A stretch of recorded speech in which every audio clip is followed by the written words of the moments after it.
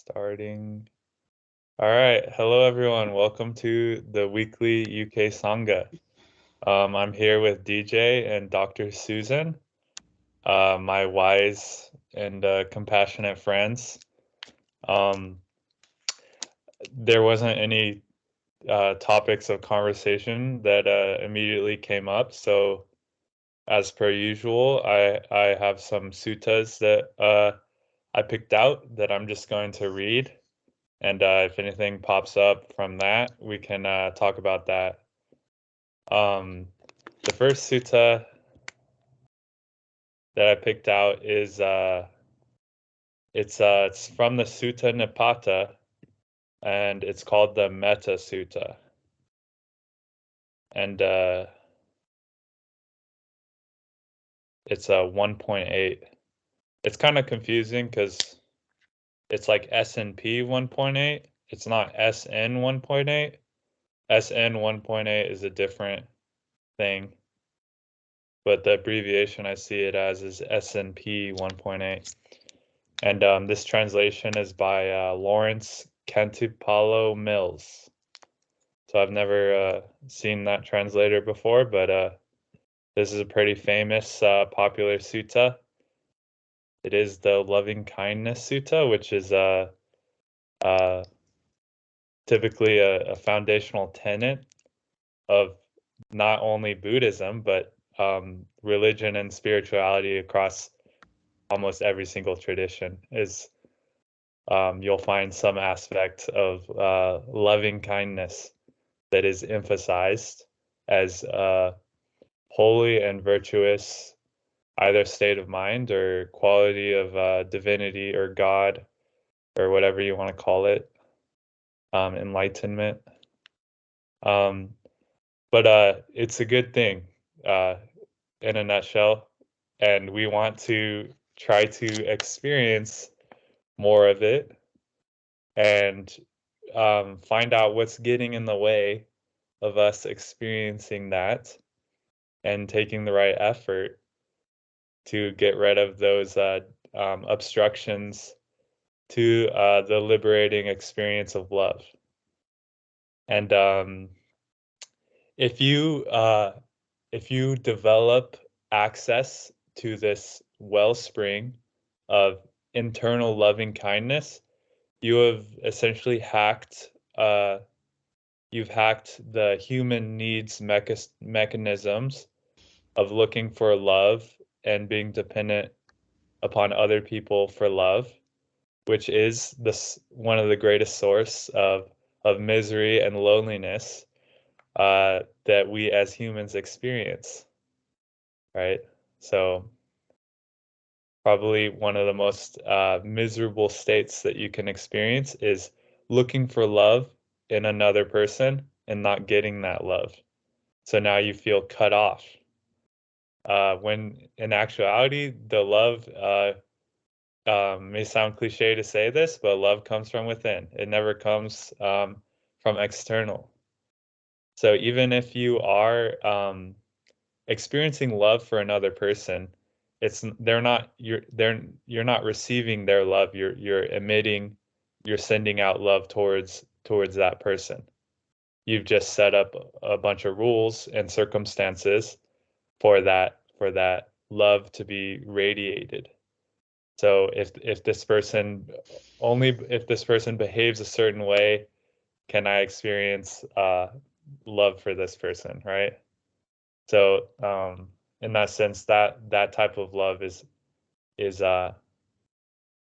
based off conditions that will inevitably disappoint you. So as we know, everything is impermanent. Even our most dearest relationships, our most loved and dear loved ones, our parents, our spouses, our children, they're not going to last forever. Okay, so recognizing that we can experience love that is for the benefit of ourselves and our our close relationships and loved ones. but comes from a source of wisdom that recognizes if I place my love on something if I make my love dependent on something that's inherently impermanent and subject to disintegration, then I will experience suffering as a result of that. So we are essentially cultivating a more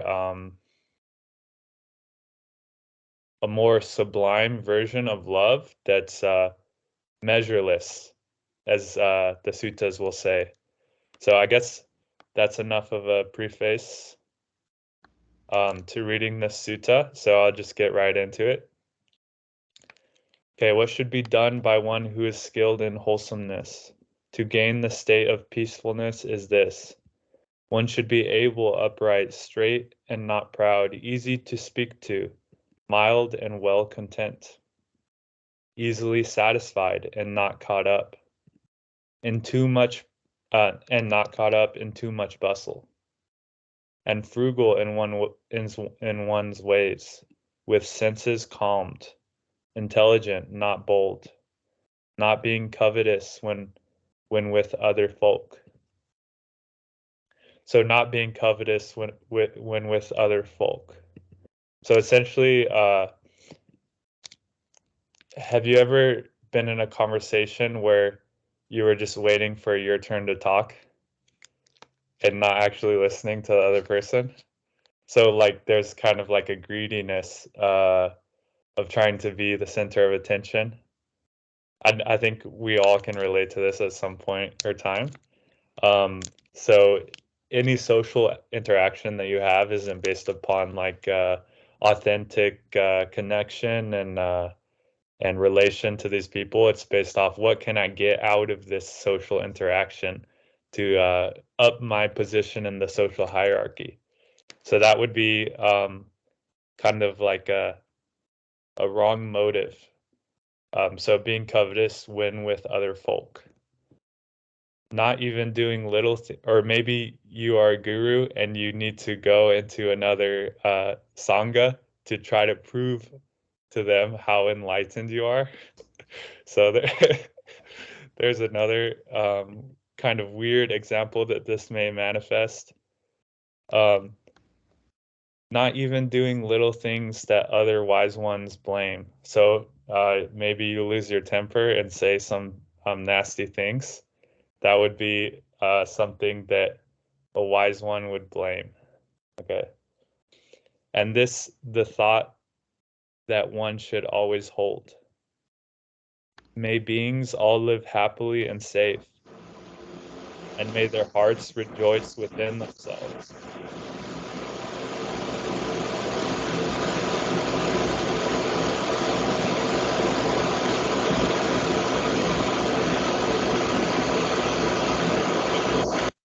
Okay, I'm gonna mute you, but please feel free to unmute yourself when you're ready to talk. Okay. May all beings live happily and safe, and may their hearts rejoice within themselves. Whatever there may be with breath of life, whether they be frail or very strong, without exception, be they long or short, or middle-sized, or be big or small, or dense or visible or invisible. So we're covering all bases here. Whether you're an invisible or visible being, so like even ghosts, or whether they dwell far or dwell near. So people, your immediate neighbors, or people living on the other side of the planet in China. Those that are here, those seeking to exist, may beings all rejoice within themselves. Let no one bring about another's ruin, and not despise in any way or place. Let them not wish each other any ill from provocation or enmity. Just as a mother, at the risk of life, loves and protects her child, her only child. So one should cultivate this boundless love to all that live in the whole universe. Yeah, that's powerful. So the same kind of unconditional love that a mother has for her child, this a selfless kind of love, a mother would have for her only child, that would just only want the benefit of that child with pure and wholesome intention, not trying to gain anything from that child as a transactional form of love. I'll give you this love as long as my needs are met, right? It's an unconditional type of love. So one should cultivate this boundless love to all that live in the entire universe. So this kind of love, some might call it like a Christ consciousness or something like that. But it has a powerful heart opening aspect to it. So it's an internal experience that's its purpose is to crack you open. So it kind of like it releases all kinds of fears and tensions and things that are held up inside of your body mind, and opens up to the expansion or the experience of love for that is that doesn't have a specific destination for is for the entire universe. So it just radiates in all directions, and that is kind of like, if you're doing that, that is a jhanic experience. So the direct experience of that is um,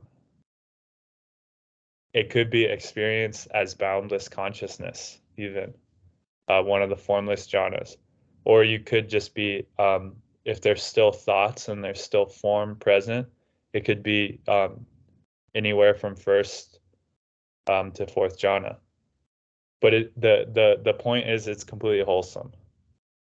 So whether or not you're experiencing boundless love, okay, kind of like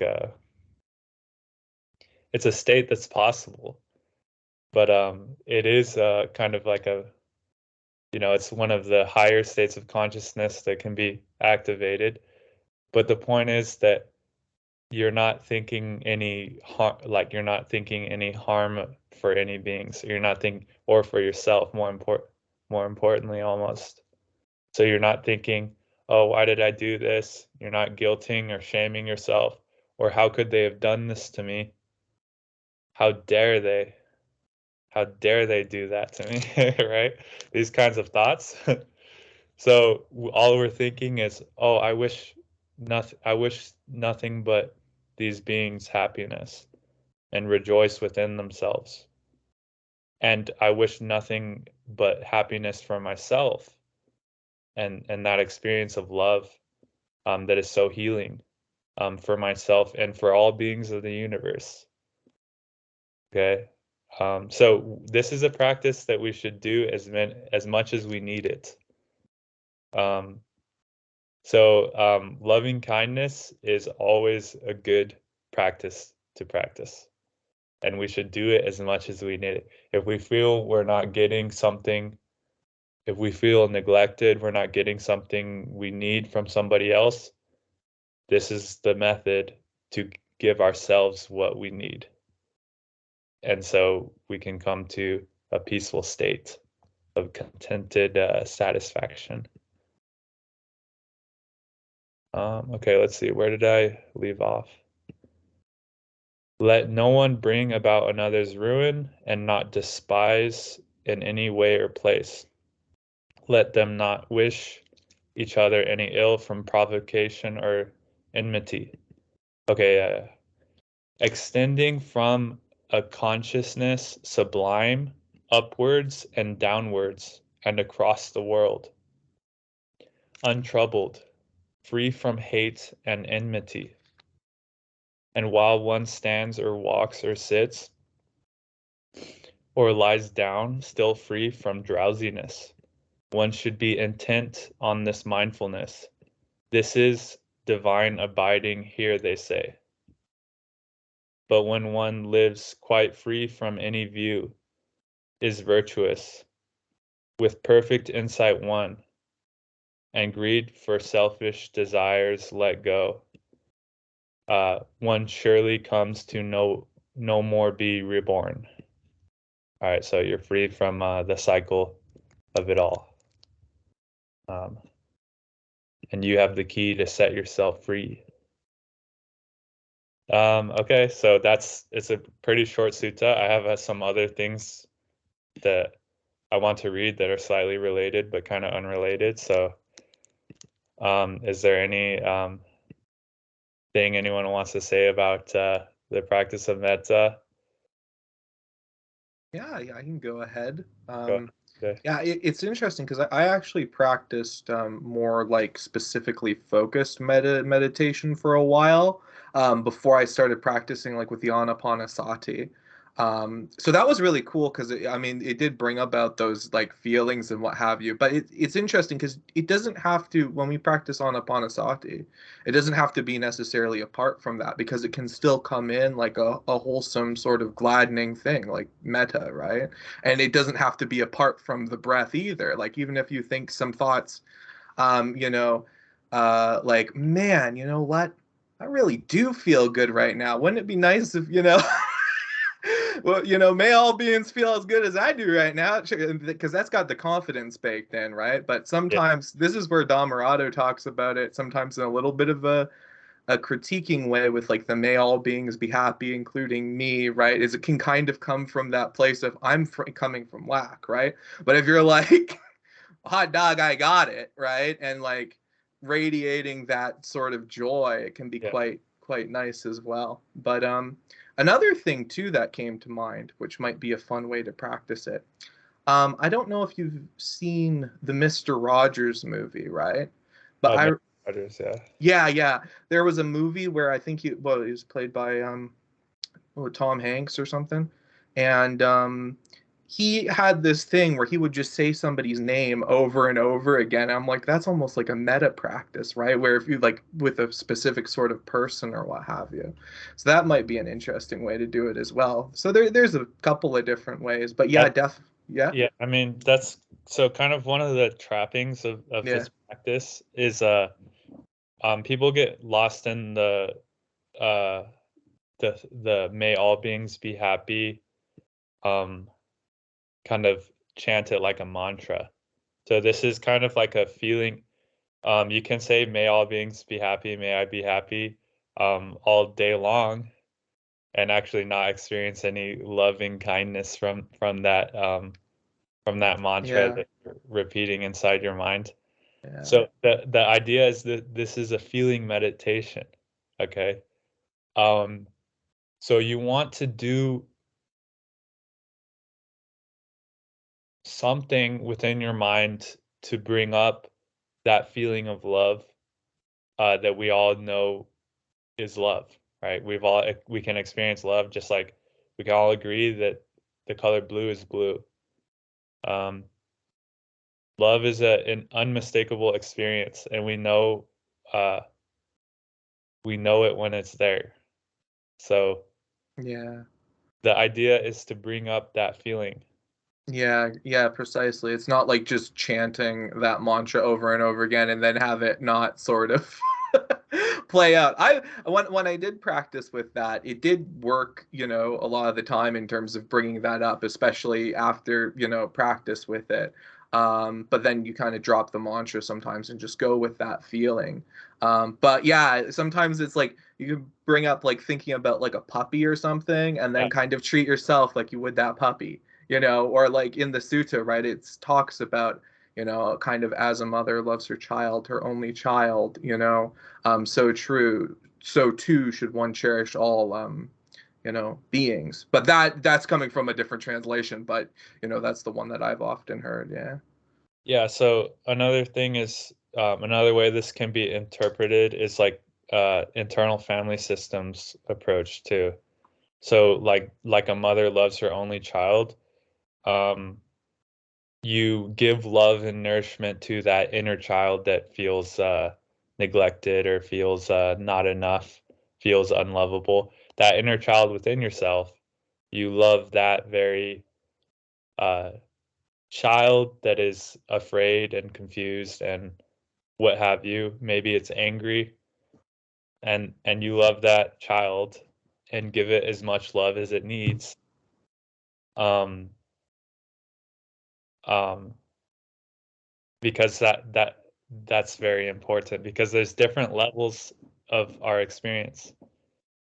So there is an inner adult, the voice of wisdom, the voice of truth that knows right from wrong.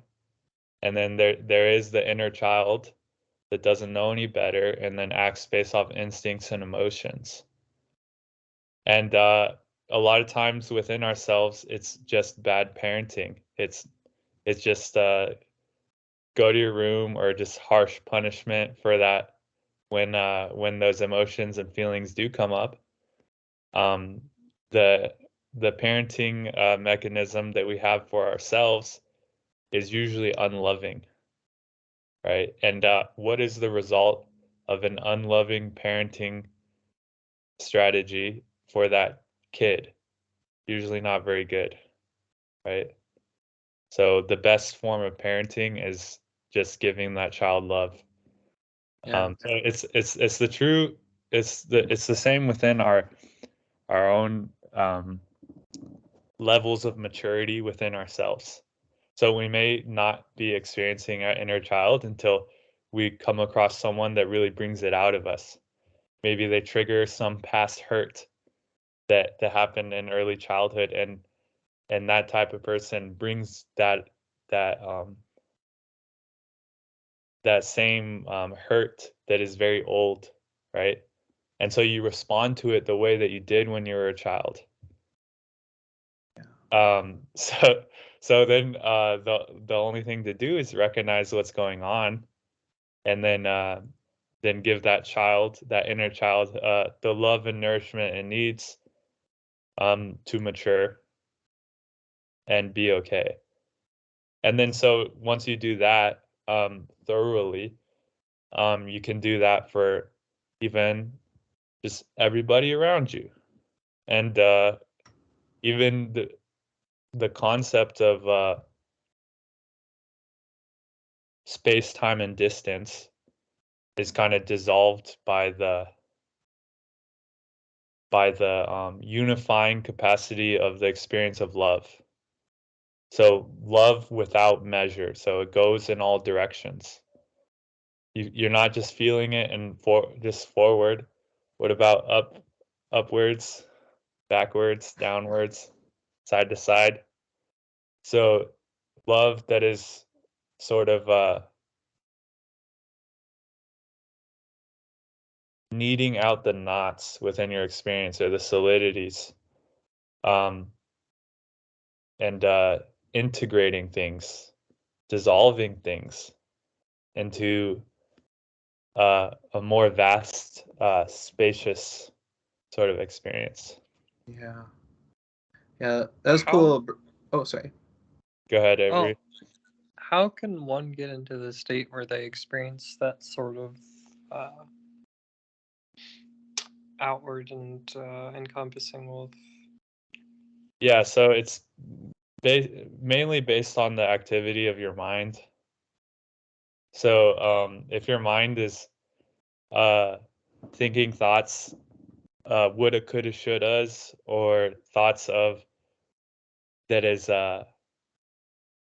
blame or judgment of yourself or anyone else, these thoughts are the main barrier to this experience of love.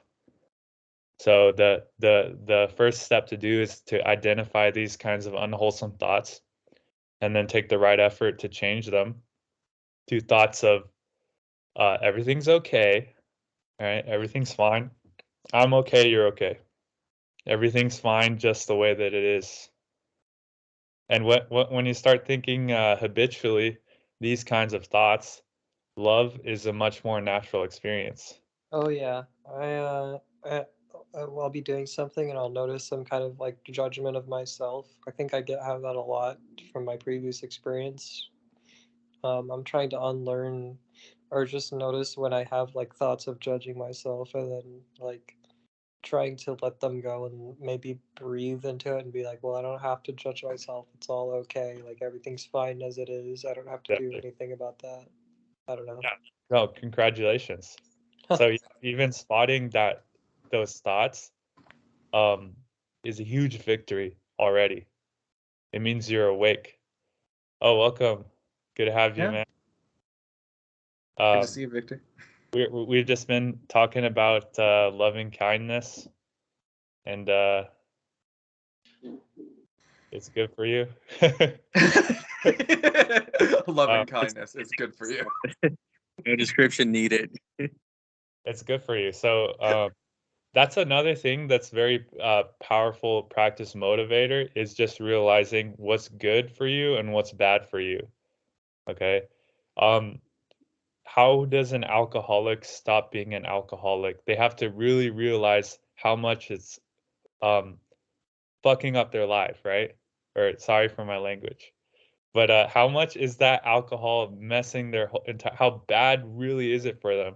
And they realize this is bad for me in every way, and they realize even the parts where they think it makes them feel good is really not feeling that good. It's actually just bad for them in disguise. So it's illusory, false, deceptive.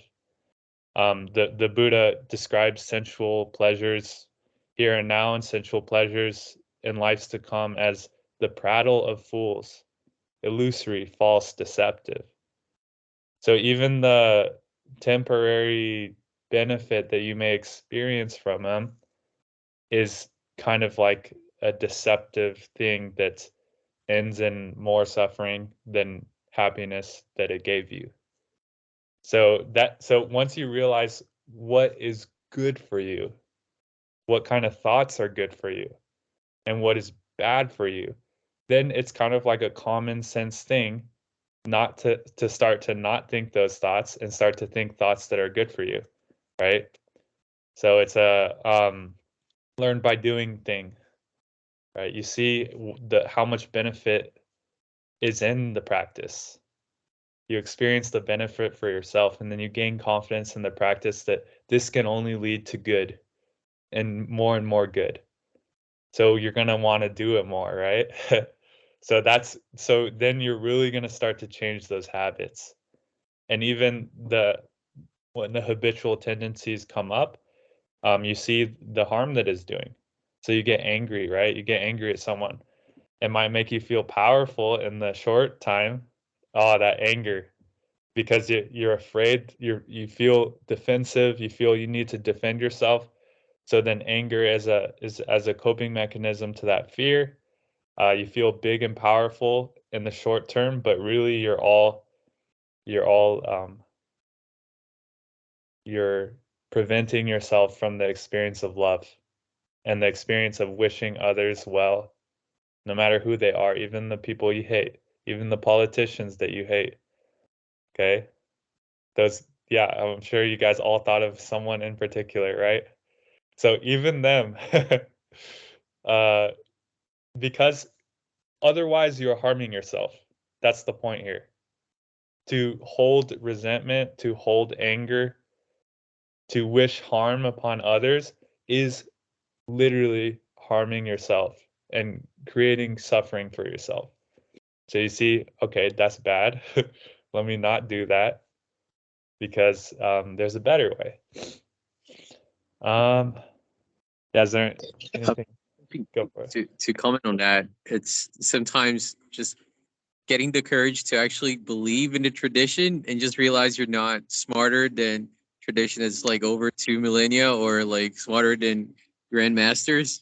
Because sometimes the mind is like, people, okay, so like Dhammarato and just other people like more experienced, they say, oh, just don't go just overboard on judging yourself, or just don't be so anxious, or just don't just be angry because that's whatever. And then like your mind is like, oh, but just I need to be like that just this moment, and then I'll just get better. But that's just like fooling yourself and thinking you're just more just that those people haven't been through that already and just don't really know better.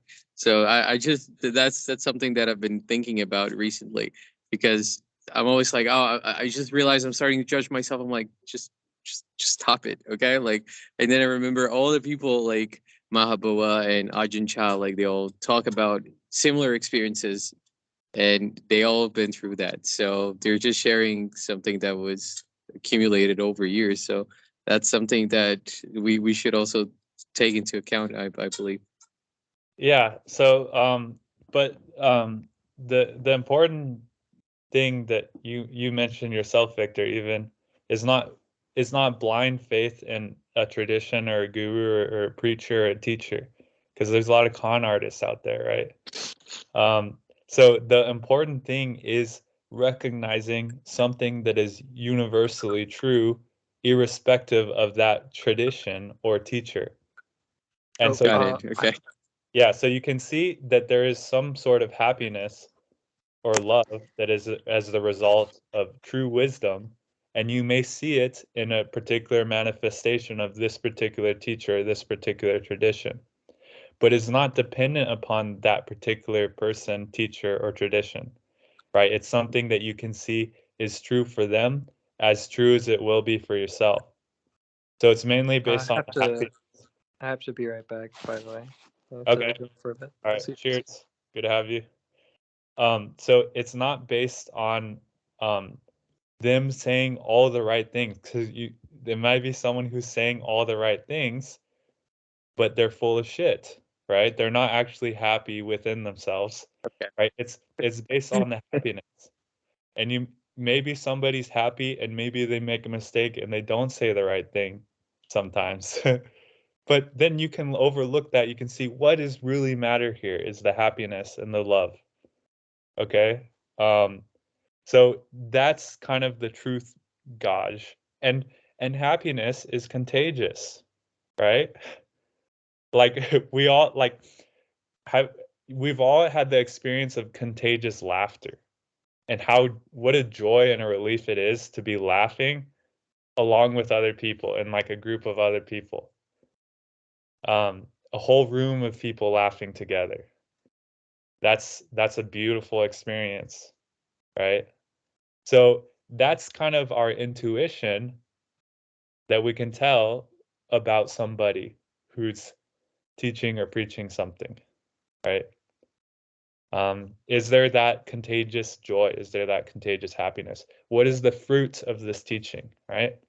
And you'll see that it's not even specific towards this teaching, although I think the Buddha's teaching of the Dhamma is the most intelligent, unsurpassed elaboration of spiritual wisdom that I've ever come across, and it's never really failed me.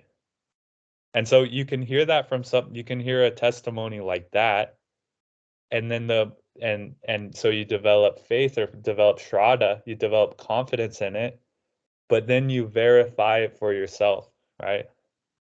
You don't think, oh, this person, this guru is going to lead me to enlightenment if I only just keep listening to him, and I pay for it, and I pay for his retreats in Costa Rica, and I pay for his course or whatever.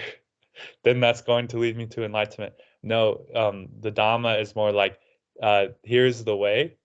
Now go and do it for yourself. You verify it for yourself.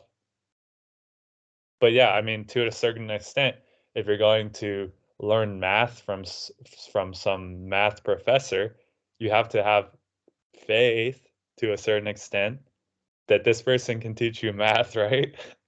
But that's not quite the same as a devotion to a guru is going to a math class to learn math from a math professor, right? You go home, you practice the equations on your own. So it's completely, there's no weird parent-child guru relation. It's completely like you're on your own, okay? Yeah, we come here as a community to celebrate friendship, and that is a very powerful practice in and of itself. And through our interactions with each other, we learn more about ourselves and other. and others. Everything is a growth opportunity. But ultimately, nobody can shove how to do math into your brain for you. You have to actually practice on your own and learn how to do it. And that's when you become a spiritual adult, when you realize you have to do it on your own. This is what the Buddha like really emphasized this too. Be a light unto yourself. Okay. There is a way to the end of suffering, and the ways has been clear cut, has been clearly elaborated by the Buddha thousands of years ago, and passed down through the generations, and recorded in the text. And just as you can learn how to do differential equations, you can learn it in a textbook, but it's kind of easier if someone helps you, teaches you step by step first. But hypothetically, you could just learn it from a textbook. And I feel the same way about the teachings of the Buddha. You could, if you really read and put into practice the suttas, you don't need even a guru or a teacher of those. It's it may be a little bit more difficult, just like learning math from a textbook with no one else to help you, but it is possible. So I encourage anyone's own research and development of their practice through their own inquiry and investigation.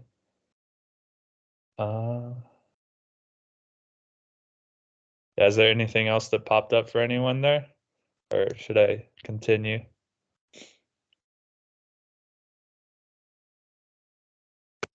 Actually, I'm going to step in. Go for it. So I'm going to take you back to loving kindness, to metta. Okay. And I suppose it's just, several things.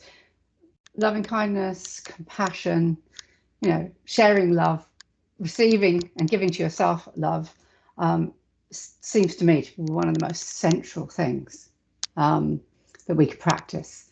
Makes a big difference to our lives whilst impacting on other lives as well, because we're acting like that.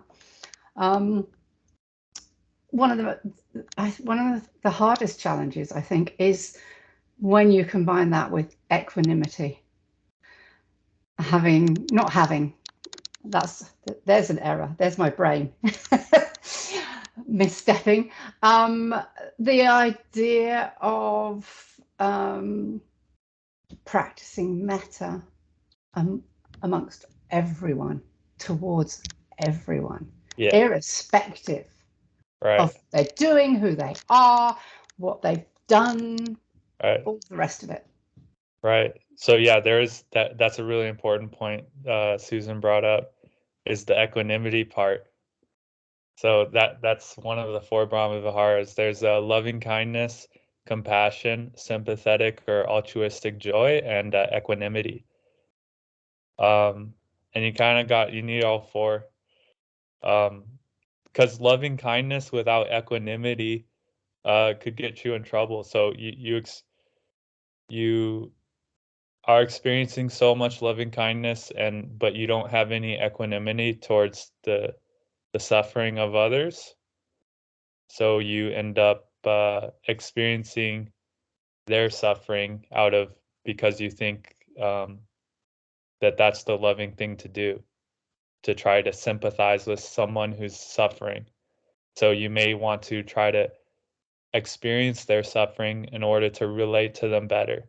So this is not what we're talking about.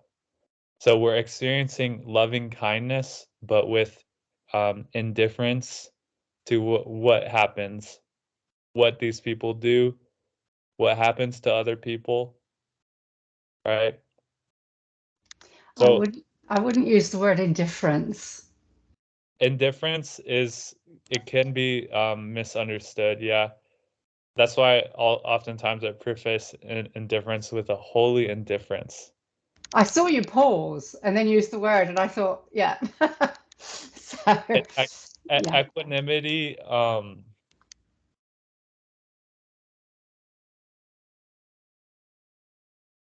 the words that is used instead of indifference, that's translated as one of the steps to untangling yourself from the happenings of the world, is dispassion. So Yeah. disenchantment and dispassion. I think disenchantment is a translation of vairagya, or one of those Pali words. But disenchantment and dispassion, right? It Yes. can seem like, from the outside looking in, or if you misunderstand that word, it can seem like it's unloving, but that's not really what's going on. No, and it's certainly in my experience, it's the difference between being empathic, which can be actually really traumatic for the person feeling that empathy. So Right. the difference between empathic and compassion, actually, where there is that element of metta. You do care, but actually you also recognize you can't control the outcomes here. You don't have that power. Yeah. Rushing in and rescuing is not necessarily Yeah. the very best approach. It's the most common approach, but it's not the best approach. Right. And the equanimity, well, I've certainly, the way I've been thought about it is the equanimity being, for example, being able to be compassionate, loving, practice metta, for example, towards someone who's actually carried out the most awful act, as opposed to someone who's just bought us a bowl of fruit.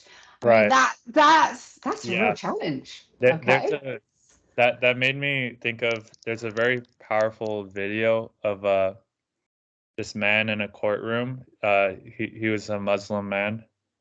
And the person who's being convicted of first-degree murder has killed his son.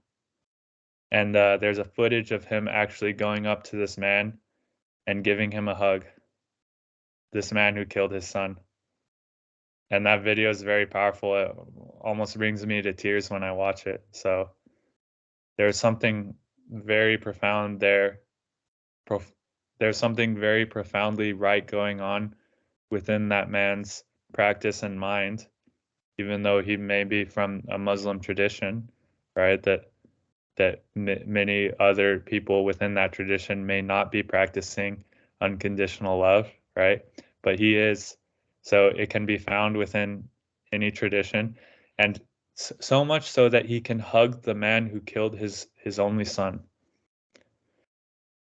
Now that's powerful, and you know what that does is that may spark, and you could see it in the killer's eyes, that same love. So it even opened the killer's heart to love, and it prevented that dad from experiencing a great amount of suffering, misery, and grief that would come from hating this person, right? If he harbored hatred towards this person, although it may be justified, right? The hatred may be seen as a just hatred, right? They killed your son. Of course you can hate this person. But you see that this hatred only harms yourself. So everyone goes through their own cycles of coming to that understanding, but this man was so wise that he could understand it immediately and chose love instead. And so this just goes, it all ties back to dukkha nirodha. It's only for the sake of recognizing suffering and bringing an end to suffering, or following the path that leads to the end of suffering, irrespective of the stories that we tell ourselves of why we're right or somebody else is wrong. So it's all about the end of suffering. So that's the guiding compass for the experience of loving kindness, compassion, sympathetic joy. I think sympathetic joy is a really underrated Brahma Vihara. So that's pretty much the purpose of Sangha, is to experience like joy sympathetically, so joy altruistically. We can all get together and be joyful together, and so that's kind of a boundary dissolving experience too. Like I was talking about before, in a group of all laughing together in a group, all of your differences are put aside in that moment that you're experiencing altruistic joy. You're not thinking, oh, I'm this person over here, that's that person over there, and we have all these differences and ways that we're different and we don't understand each other. They don't understand me. We completely understand each other when we're experiencing that shared experience of joy. And there's essentially, like, in that moment, or the split seconds of joy, there's no self there. So there's no concept of me. There's just, okay, joy is happening, right? And if we pay attention to this experience of joy, we can investigate the qualities of it, right? Does it have a shape? Does it have a form? What is it? So don't forget about Vipassana even while you're experiencing loving kindness. It's best to combine the two. So if you can actually get really good at the jhanas and get really good at practicing jhanas and getting into blissful states and not get any insight or wisdom out of it. And the jhanas are impermanent. Sometimes you will be feeling loving kindness, sometimes you won't. Right? It's not a sustainable thing. Even the loving kindness, it's states that are inherently impermanent. Just all of conditioned reality is impermanent. So that's where the equanimity comes in for even about the loving kindness. And this ties into just some short snippets from the numerical discourses that I wanted to read, because when someone's first practicing the jhanas, this might not be as relevant because they're still just building the skill of that jhana. But for someone who has been practicing the jhana, it's kind of important piece of wisdom. So this is from the Anguttara Nikaya, the Book of Fours, and Sutta number 124. And bhikkhus, there are these four kinds. Oh, are you heading out? Oh, okay, bye. Okay. Bhikkhus, there are these four kinds of persons found existing in the world. What for? Here, bhikkhus secluded from sensual pleasures. Some persons enters and dwells in the first jhana, ellipses. He contemplates whatever phenomena there pertain to form, feeling, perception, volitional activities, and consciousness as impermanent, as suffering, as a disease, as a boil, as a dart, as misery, as an affliction, as alien, as disintegrating, as empty, as non-self. All right, so someone experiencing first jhana still contemplates form, feeling, perception, volitional activities, consciousness. So all of the five aggregates that are still present there in first jhana as suffering, as a disease, as a boil, as a dart, as misery. So not just it's kind of like, it's not as good as nibbana, but it's still pleasurable, like, ooh, first jhana. No, like any sort of form, any like volitional formation, any feeling that you have, any experience that you have of manifested existence is misery. So this can be kind of tricky. This is kind of an advanced insight, right? This is not what you practice when you're not in jhana. But when you're in first jhana, when you're in jhana, you can actually contemplate the non-self suffering and impermanence of all of the experiences you have of a body, all of the experience you have of thoughts, all the experience you have of volitional formations, so intentions, the direction of your attention, perception, so the interpretation of the data of your experience, as a disease, as a boil, as a dart, as a misery, as an affliction. So that contemplation can create an even more sublime disenchantment and dispassion for material form. And the disenchantment and the dispassion for material form leads to non-clinging and non-craving. And so you can release yourself even from the prison of jhana into a more refined, sublime state. Is there any questions about that?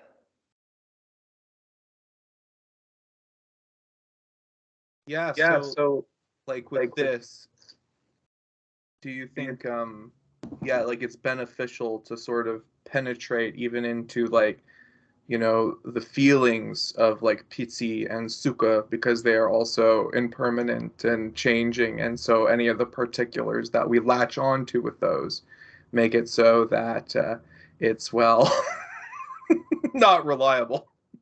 Right. So this is just cutting off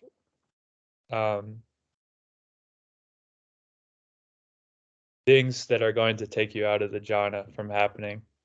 So any sort of craving that arises while you're in jhana will prevent the evolution of jhana and cut off that experience of jhana.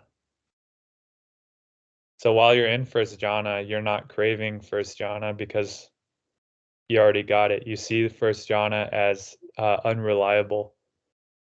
You see it as changing, subject to disintegration, a blemish, a kind of like it's a wart. So it's not something that you latch onto.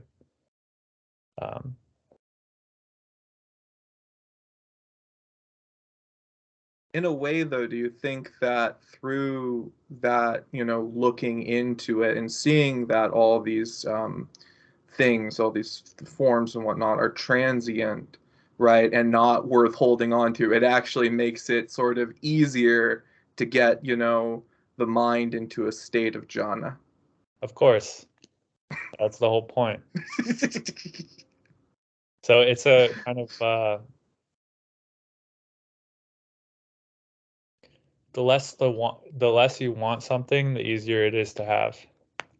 Right? I think what is it called? The law of abundance, right? I can experience first jhana whenever I want, and I don't even want it.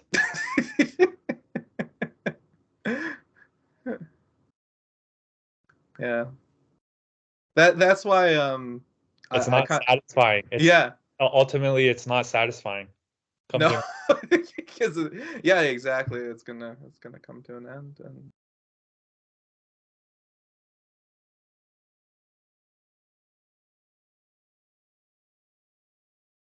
And this is the way that we should look at everything. Also too, kind of bringing that up, Scott, right, is looking at the five aggregates and also like different dhammas. Like, for example, you know, in jhana, one can start to investigate things like paticca samuppada and what have you, and even like I know one of the things that I find beneficial is to look at the feeling tones of liking, not knowing, and disliking. So I was just curious what your experiences with that were and all that. Thoughts? Oh, can you repeat that? The feeling tones of liking, not liking, and not kind of knowing, or sometimes translated as the neutral. So there's sort of those three, right? That feeling tone that comes before the craving. That's really important. So one who's practicing correctly, will catch feelings at the level of either being pleasant, unpleasant, or neither pleasant nor painful. And neither pleasant nor painful can be lumped into pleasant, because neither pleasant nor painful really is just another way of saying equanimous, and that's a pleasant place to be. Yeah. So fourth jhana is neither pleasant nor painful. Yeah. There's no feeling about it at all, and that's very sublime. Maybe someone did a bunch of ketamine or something and they managed to experience that kind of experience. It happens. But that's kind of like a good place to be. It's good. So that could just be another pleasant, in a sense, feeling. But you catch things at the level of unpleasant or pleasant, and then you don't let the mind like it or dislike it. And let's say the mind likes it or dislikes it. Ooh, I like this pleasant feeling, or I don't like this unpleasant feeling. Well, the next quickest thing to do is don't let the mind want it or not want it. And this happens very fast in succession.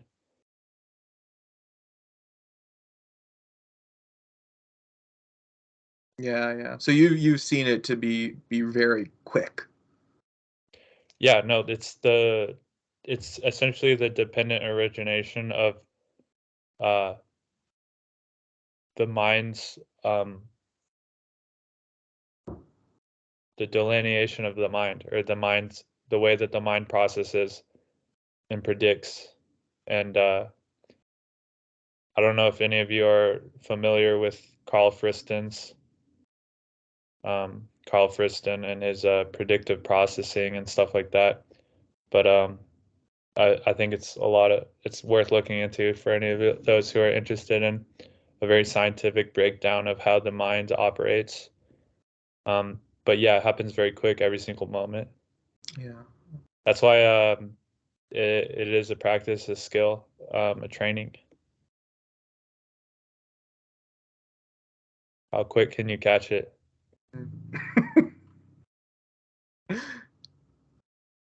And it can be a fun little game.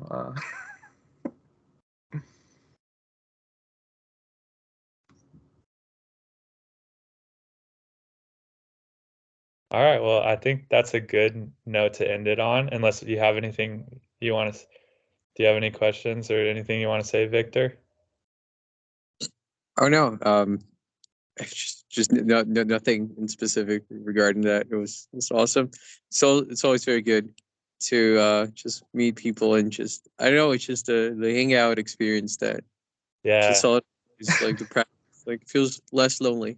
Yeah, just a couple of homies vibing.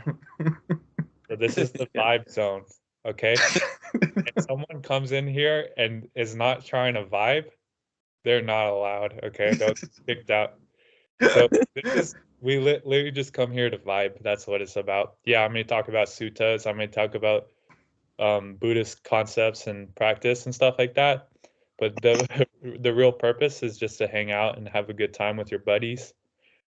Yeah. It's awesome.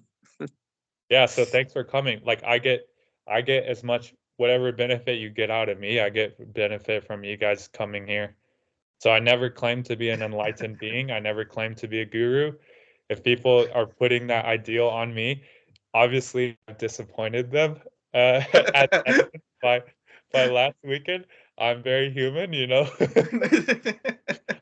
I said some shit that maybe a Buddha would not say, but that's the thing, is I don't go around claiming I'm an enlightened being, and I don't go into people's other Sangha calls to try to convince them how enlightened I am.